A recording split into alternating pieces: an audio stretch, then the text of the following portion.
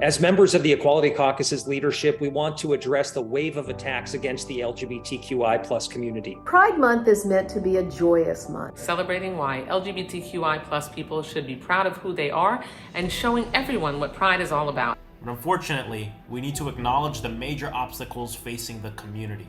Anti-equality politicians are fear-mongering and spreading misinformation to undermine the rights of the LGBTQ plus community. You're banning books and censoring classroom discussions and even restricting art forms like drag. Our trans siblings across the country are especially under attack. Anti-equality politicians are trying to limit transgender people's access to medically necessary care. They're trying to stop transgender kids from playing on sports teams with their friends, and they're even trying to ban them from using restrooms that align with their gender identities. Trans people deserve the right to present themselves as their authentic selves, free from discrimination or harassment. No matter who you are, there is room for you in this community. Laws should never limit an individual's ability to express themselves or to be who they are. Now, more than ever, we need to stand together to reject the bigotry and hatred. LGBTQI plus people are a part of what makes this country great. Let's be real.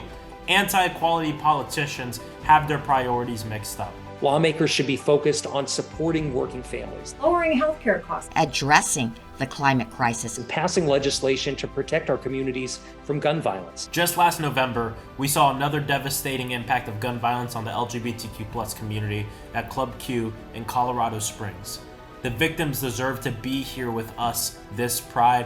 Simply put, politicians' attacks on the LGBTQI plus community must stop because lives are at stake. Pride started as a protest.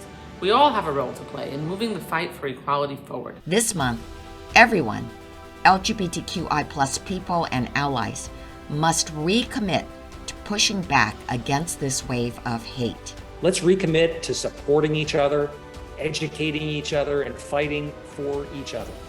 This Pride, let's remember that the LGBTQ community is strong and resilient. And let's make sure that next Pride, we have many more wins to celebrate.